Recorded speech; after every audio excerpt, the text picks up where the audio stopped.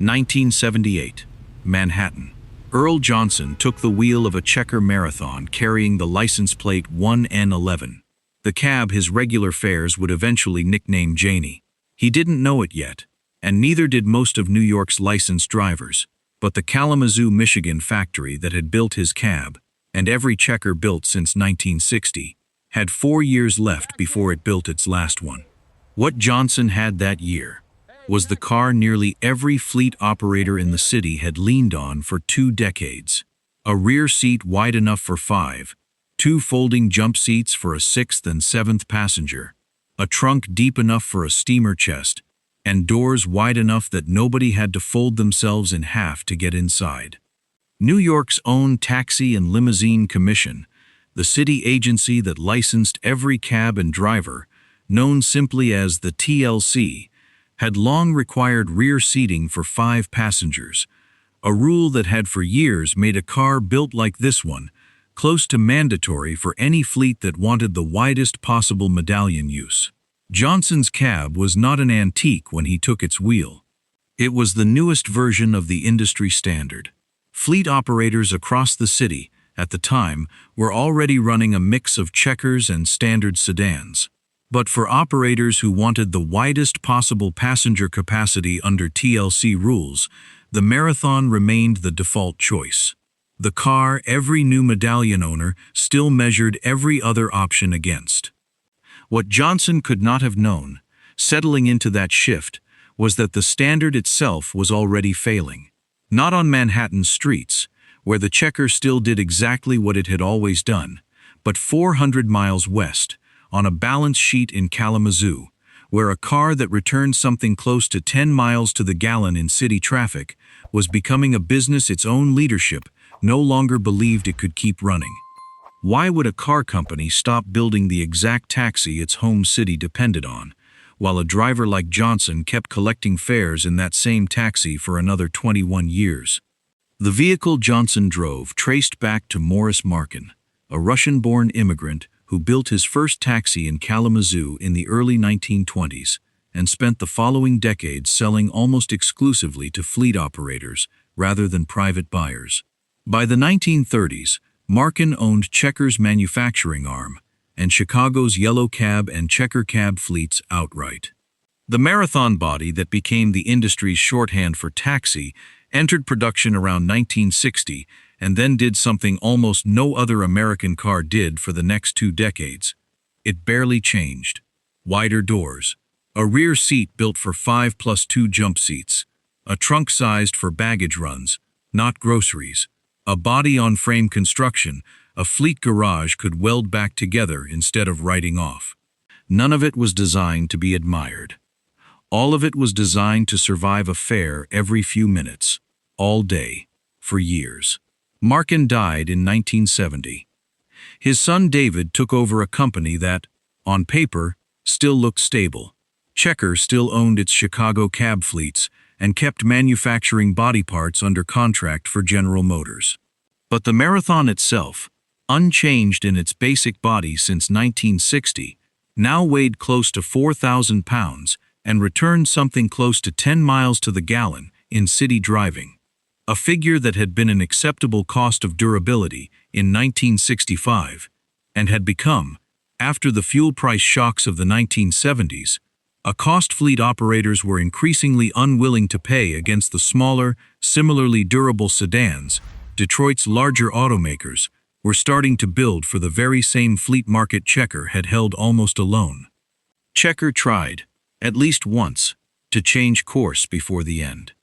In the mid-1970s, the company floated plans for a smaller, diesel-powered taxi adapted from the Volkswagen Rabbit platform, an attempt to keep a Checker-branded cab in production at a fuel economy the Marathon could never match. The diesel Rabbit-based Checker never reached series production. The company that had never significantly redesigned its taxi in over a decade could not, it turned out, redesign it quickly enough to matter. Before we go further, if this kind of documentation matters to you, consider subscribing. Every video here goes into one specific aspect of American cab culture: the vehicle, the shift, the medallion, the dispatch, and the specific knowledge of the driver who knew their city in a way that no app has replicated. A car company didn't disappear because nobody wanted its taxi anymore. It disappeared because keeping the same taxi unchanged for 20 years, in a decade when gas prices tripled, stopped making economic sense. And if you drove a cab in this era, or your family did, leave it in the comments. If you or someone you know drove a checker, or remember riding in one before 1982, what do you remember about the ride itself? The jump seats, the trunk, the sound of that engine. The Crown Victoria and Caprice, that eventually replaced the checker, would themselves dominate American taxi and police fleets for the next 2 decades. That's a system this channel will document next. Back to the cab. What the checker required of a driver was different from what a standard sedan required. The car's turning radius, tuned around a straight 6 or later a V6, sitting well back in a long engine bay, made it comfortable on the wide avenues of Midtown and clumsy on narrower side streets. Its weight meant a driver felt every stop-and-go block of Manhattan traffic at the gas pump as much as at the brake pedal.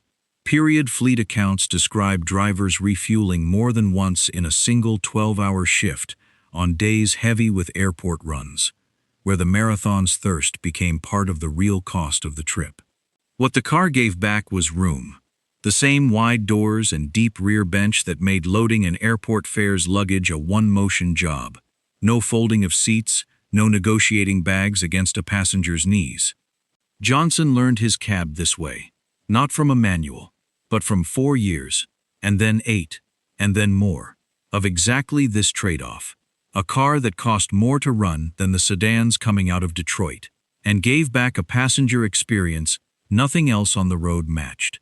A driver who spent years behind a checker's wheel came to know its specific weight the way a longshoreman knows a specific crane, not from a chart, but from the accumulated feel of exactly how it responded, block after block, in traffic that never behaved the same way twice. By the time the marathon reached its final production years, Johnson wasn't driving a curiosity. He was driving the same car he'd been driving since 1978. Doing the same job it had always done, while 300 miles away the company that built it was deciding it could no longer afford to keep building it. What made that decision, and when, is the part of this story that happened far from any Manhattan street corner, in Kalamazoo, on a factory floor, and in boardrooms Earl Johnson never saw. Before you can understand why Checker Motors stopped building taxis in 1982, you need to understand what the 1970s did to a company that had built the same car, virtually unchanged, since 1960. Gasoline that cost roughly 30 cents a gallon before the 1973 oil embargo cost close to $1 by the end of the decade. A Checker Marathon, at nearly 4,000 pounds and about 10 miles to the gallon in city traffic, went from an acceptable fleet expense to a serious one almost overnight. And the company's own production numbers show the strain.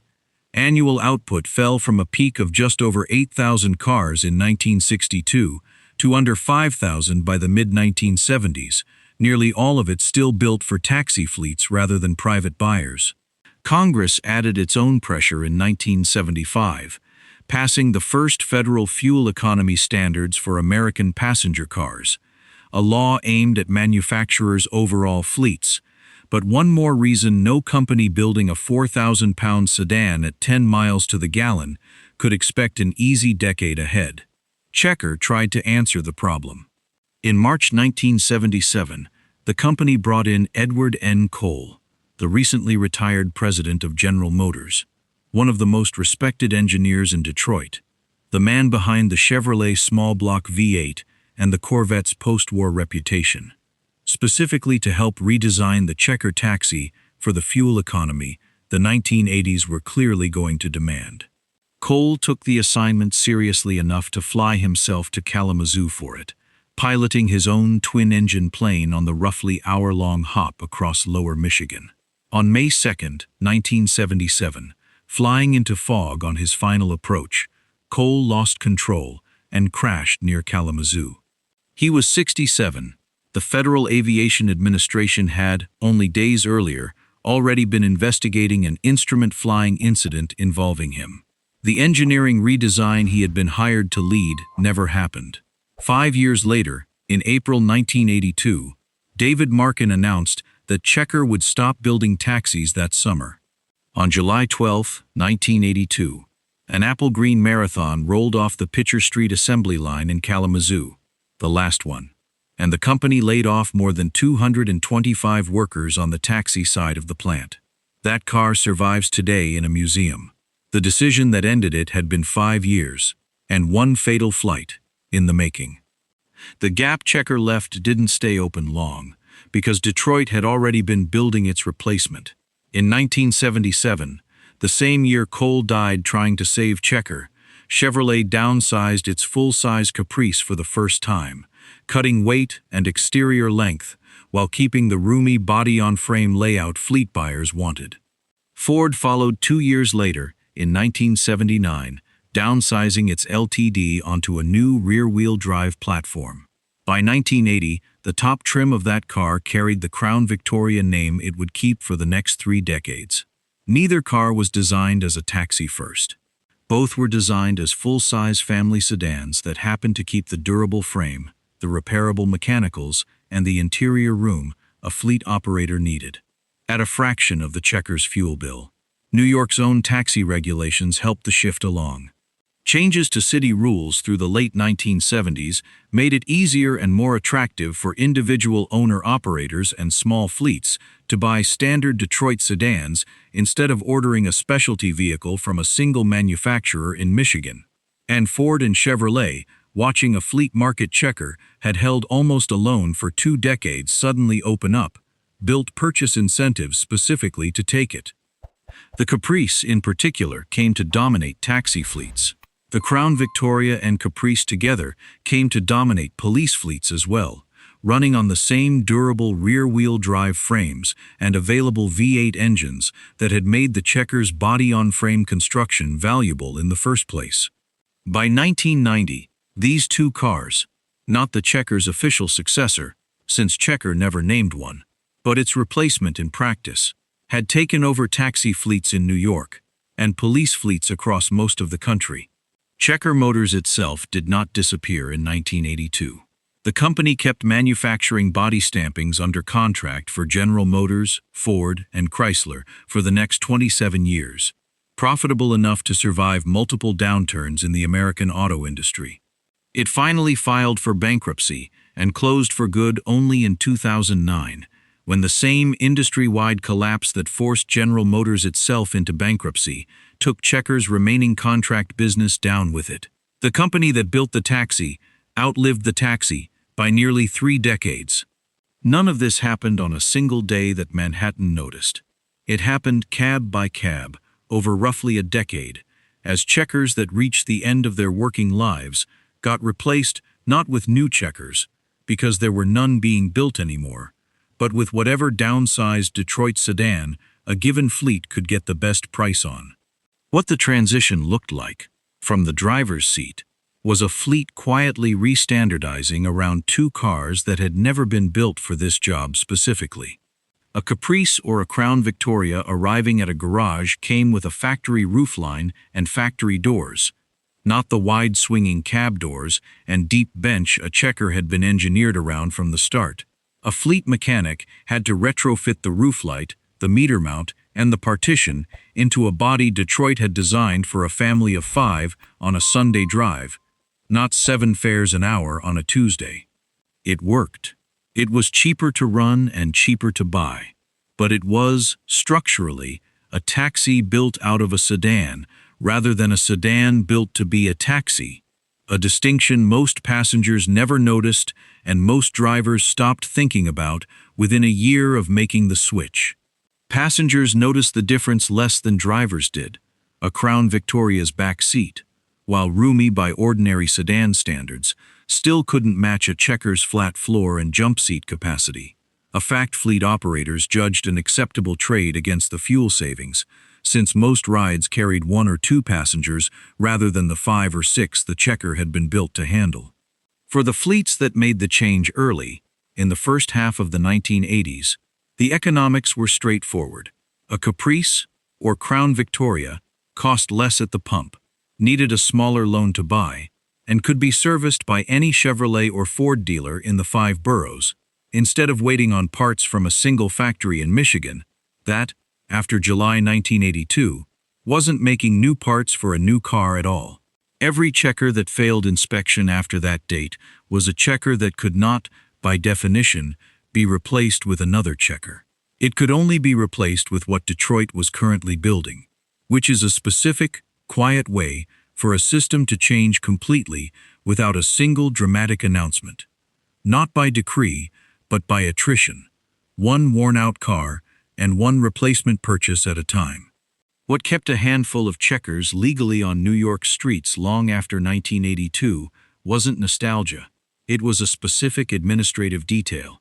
The city's ordinary rule, requiring cabs to retire after a set number of years, did not force out vehicles that had already been in service before the rule tightened, as long as those cars kept passing safety inspection year after year.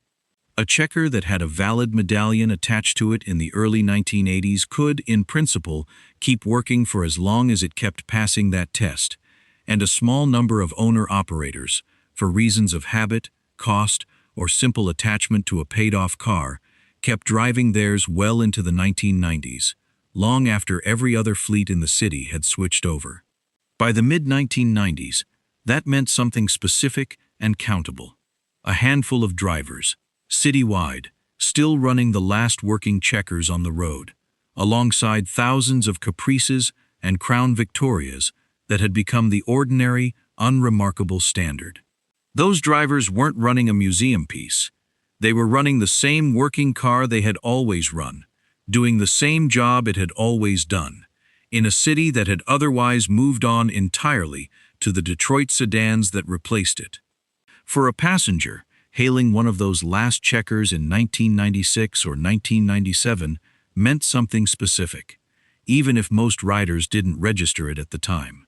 A wider door, a deeper seat, a trunk that swallowed luggage a Crown Victoria's smaller opening couldn't, and, if they happened to look, a dashboard and dome light unchanged from a design finalized before most of them were born. Johan Struna, a Slovenian immigrant who had driven a cab in New York for nearly 2 decades, was one of those drivers, behind the wheel of Checker Cab 3F89, a 1981 model, one of the last built before the Kalamazoo line shut down. His cab failed its safety inspection and was retired on December 15, 1998. When it went, exactly one other licensed checker remained working the streets of New York. Earl Johnson's Janie, Cab 1N11, still carrying fares 20 years after Johnson first took its wheel. July 26, 1999. The Taxi and Limousine Commission held a retirement ceremony in Times Square for Cab 1N11, the last checker in regular New York City service. By then, Johnson had spent 21 years driving that same specific car, not the same model, the same physical vehicle. 3 engine replacements, close to 1 million miles, and, by his own account to a New York Times reporter that week, fares that had, over the years, included Muhammad Ali, Jacqueline Onassis, and Walter Cronkite, riding in the same jump seats as everyone else. On the day itself, Johnson, folding his 6'1" frame out of the driver's seat for what reporters covering the ceremony described as one of the last times, said simply that he wasn't looking for handouts. He was finished, ready. What the TLC's own records showed, closing the file on Medallion 1N1, a vehicle retired, a hack license account settled, a car sold 5 months later at a Sotheby's auction for $134,500 to a buyer who wanted a piece of New York history rather than a working taxi. What those records didn't show, and couldn't, was what 21 years and nearly 1 million miles of Manhattan traffic had actually taught Earl Johnson about his city. Which corners ran fast and which ran slow. Which fares needed help with a bag and which didn't want to be asked. Exactly how a car with the Marathon's wide turning radius handled a specific corner he had taken 10,000 times before. None of that had an official file. It went with him. Multiply what Johnson knew after 21 years behind that wheel by every driver who ever took a checker's wheel across 2 decades of production and 17 more years of grandfathered service, and what disappeared on July 26, 1999, was not one car. It was the last direct link to a specific, non-transferable way of knowing a city that the vehicle itself had shaped for over 20 years. Detroit's replacement for the checker had already been running New York's streets for most of 2 decades by the time Johnson handed his cab over. The Caprices and Crown Victorias that filled the gap checker left in July 1982 were, by 1999, themselves just an unremarkable fact of the city, not a replacement anyone still thought about. That is usually how a system actually changes. Not with a single announcement the whole city notices, but with the very last version of the old thing quietly failing an inspection. 17 years after the factory that built it went quiet, while nobody in the back seat had any idea they were riding in the end of something. If this channel is worth subscribing to, that's how you tell us. What Johnson knew about his city after 21 years behind that wheel is exactly what no GPS route has ever replicated. Not the fastest way somewhere, but which way actually worked. On this block, at this hour, in this specific car. And if you have a cab story from this era, as a driver, as a regular passenger, as someone whose city this was, write it in the comments. If someone in your family drove a checker, or any cab, in this era, which city, which decade, which shift?